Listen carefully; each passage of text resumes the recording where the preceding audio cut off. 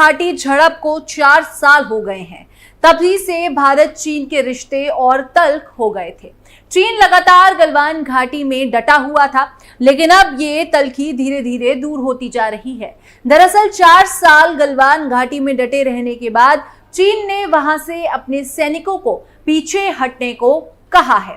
लेकिन सवाल है कि 4 साल बाद आखिर ऐसा क्या हुआ है जिससे चीन ने अपने सैनिकों को वापस बुला लिया है। चाइना अपने जो ट्रूप्स है वो विड्रॉ कर रहा है 4 जगहों से, इंक्लूडिंग ईस्टर्न लद्दाख, और वो कह रहे हैं जी कि हमारे बॉर्डर की सिचुएशन बिल्कुल ठीक है। और दुनिया की ये एक बड़ी खबर है कि चाइना ने अपने ट्रूप्स पुल आउट कर लिए हैं, उसने डिसएंगेजमेंट की है, और 1 नहीं, 2 नहीं, 3 नहीं, बल्कि 4 बॉर्डर पॉइंट्स पर। गलवान से भी उसने अपनी ट्रूप्स वापस बुला ली हैं। चाइना को ये पता चल गया कि इंडिया पहले वाला इंडिया नहीं रहा, इसको मैं प्रेशराइज करके अपनी बात नहीं मनवा सकता। उसने लद्दाख में पंगा लिया कुछ देर पहले, अपनी फौज चढ़ाई, इंडिया ने भी फौज चढ़ा दी, 4-5 साल वहां रहा और उसको समझ लगी कि यार अब इंडिया वो वाला नहीं रहा, मच स्ट्रॉन्गर हो गया। चाइनीज जो है, ठीक है जी, वो भी ये मानते हैं, चाइनीज फॉरेन ऑफिस भी, जो चाइनीज फॉरेन मिनिस्ट्री की स्पोक्सपर्सन है मॉर्निंग, उन्होंने कहा कि जो चाइनीज ट्रूप्स हैं उन्होंने बहुत सारे एरिया से विड्रॉ किया ईस्टर्न लद्दाख में, इंक्लूडिंग गलवान वैली, ठीक है जी। और जो वो कहते हैं जी, जो फ्रंट लाइन आर्मीज हैं दोनों मुल्कों की, उन्होंने ये डिसएंगेजमेंट पे काम किया है 4 इलाकों के अंदर। जो मैंने ये कहा कि ये चाइनीज मेल्टडाउन है, तो डेफिनेटली ये चाइनीज मेल्टडाउन है। इसकी वजह यह है कि चाइना ने वो तमाम तरीके इस्तेमाल कर लिए। बात यह है कि जो वोंग जी है, remember this thing, how powerful this guy is. Wong ji जो है, ये पहले भी फॉरेन मिनिस्टर था, फिर ये मेंबर है political bureau of the communist party of China का, उसकी जो सेंट्रल कमेटी है। वो क्या कहता है कि we are facing difficult times, turbulent world, और उनके लफ्ज पता क्या हैं वोंग जी की, आप सोच के हैरान हो जाएंगे। वो कहता है चाइना इंडिया जो है ये एंशिएंट ईस्टर्न सिविलाइजेशंस है। वाओ, एंशिएंट ईस्टर्न सिविलाइजेशंस, और ये इमर्ज कर रहे हैं डेवलपिंग कंट्रीज में, एंड इनको अपनी आजादी पे काम करना चाहिए और यूनिटी पे काम करना चाहिए एंड कोऑपरेशन होना चाहिए। बहुत बड़ी बात की है वोंगी ने, दोनों की दोनों 2 एंशिएंट ईस्टर्न सिविलाइजेशन। वो कह रहा है कि मैंने आपको थोड़ी देर पहले क्या कहा, वो कह रहे हैं कि पायन ये वेस्ट से दूर रहे, ये हमें लड़ाना चाहते हैं, हम ईस्टर्न सिविलाइजेशंस हैं, एंशिएंट ईस्टर्न सिविलाइजेशंस। बहुत सारे लोग इंडिया के बारे में मानते नहीं, India is a civilisation. India is a civilisation पायन, a country which constitute 1.4 billion people. Don't you consider this any civilization? आप वो civilization ही मांगे थे तो तुसी उन्होंने की मानना फिर, ठीक है। So it means कि चाइनीज जो हैं वो अमेरिकन्स के, देखिए चाइनीज ने जो किया था ना 2020 में,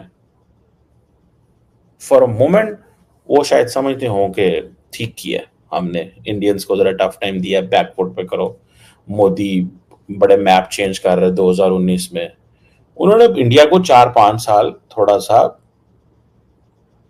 रगड़ा है, सीधे मानों में देखा जाए, इधर उधर किया है, थोड़ा आगे पीछे।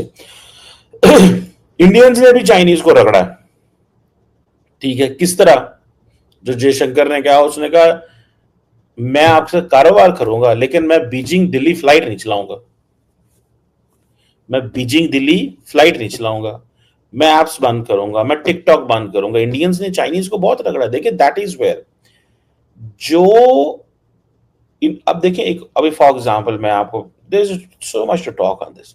अब इमेजिन करें कि चाइनीज जो है उनके लिए वो सारी की सारी वेस्टर्न वर्ल्ड में जाना चाहते हैं, अमेरिका यूरोप में घुसना चाहते हैं। For what? They want to get in there so that वहां पे बिजनेस कर सके, electric vehicles and all that. आप इमेजिन कर सकते हैं कि जो चाइनीज हैं वो समझते हैं कि इंडिया भी तुम्हारे लिए उतनी बड़ी मार्केट है। ओ भाई, you have to explore the market and the market is there in your neighbourhood.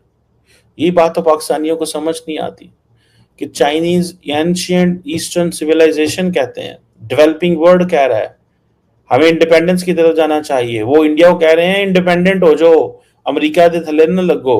This is what they are saying.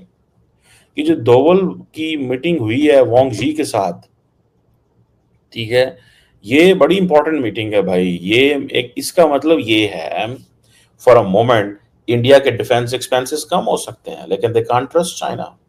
You know, with all that what is happening, do you think that India should hope? And remember, everyone says hope is not a strategy. Hope कोई strategy नहीं होती। Hope कोई strategy नहीं होती। उम्मीद करते हैं हम। उम्मीद क्या होता है? कुछ भी नहीं होता। You have to prepare yourself.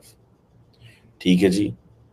दोनों मुल्कों की जो फौजें मुसलसल डिसएंगेजमेंट पे काम कर रही थी चाइना इंडिया बॉर्डर के ऊपर गलवान वैली में, ठीक है जी, अब देखें कि ये बड़ी इंटरेस्टिंग सिचुएशन पैदा होगी। मैं चाइना को ये भी पता चल गया कि इंडिया के साथ ताल्लुकात ही उसके बेनिफिट में हैं। चाइना को ये भी पता चल गया कि अगर उसने ये डिसएंगेजमेंट ना की तो इंडिया और भी ऐसे स्टेप्स उठाता रहेगा जैसे कि उसने अभी उठाए। उसने फ्लाइट्स नहीं खोली। इंडिया को बार बार चाइना ने कहा, इंडिया ने बात नहीं मानी। कई एक ऐसी वहाँ पर जगह जिनके नाम चेंज कर दिए गए। जो चाइना स्टेप उठाता था उसके जवाब में इंडिया वही स्टेप उठाता था। इंडिया ने खुद से कभी कोई एग्रेशन शो नहीं किया, लेकिन चाइना जो करता था उसका जवाब बड़े ही तरीके से भारत देता रहा है। चाइना को यह भी पता चल गया कि उसको अपने बिलियंस ऑफ डॉलर्स की ट्रेड इंडिया के साथ जारी रखनी है। अगर ऐसा नहीं होगा तो उसकी ऐप्स से लेकर और तमाम ऐसी जो वहाँ पर चल रहा है इंडिया में उसका बिजनेस, उसके ऊपर रेस्ट्रिक्शंस लग सकती हैं। चाइना ये भी नहीं चाहता कि उसका बिजनेस इंडिया के साथ ख़राब हो।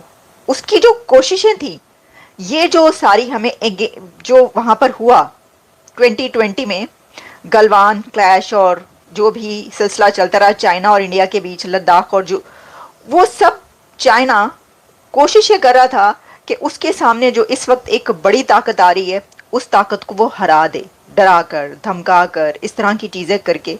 और ये चाइना का एक वतीरा रहा है। ये ऐसा नहीं है कि ये पहली बार उसने किया हो। अभी भी ये कैमोफ्लाज है या उसने वाकई ऐसा करके जो है वो दिखाया है या उसको मजबूरन करना पड़ गया है, ये हमें आइंदा आने वाले फ्यूचर में पता चलेगा। लेकिन अभी हम इसी पे रहते हैं। तो चाइना ने वो सब कुछ कर लिया जो वो कर सकता था, लेकिन उसको ये पता चल गया कि नहीं अब ऐसा नहीं हो सकता। अब वो वहां पर पहुंच चुके हैं जहां पर मेरे ये वाले हरबे काम नहीं आएंगे।